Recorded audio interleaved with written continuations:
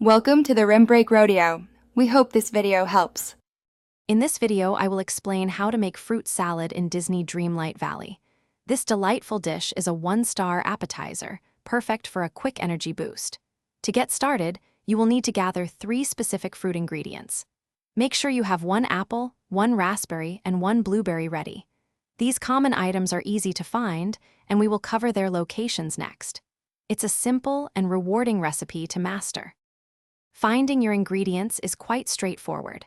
Apples and raspberries are both abundant in the starting areas of the game. You can easily collect apples from trees and raspberries from bushes located in the plaza and the peaceful meadow.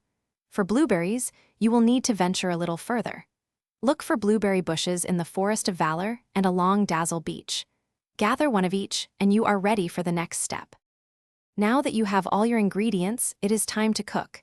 Head to any cooking station. Your home kitchen or Ramai's restaurant are great options. Simply interact with the cooking pot to bring up the recipe interface. Drag and drop your 1 apple, 1 raspberry, and 1 blueberry into the pot. Do not forget to add 1 piece of coal to fuel the fire. In just a moment, your delicious fruit salad will be ready.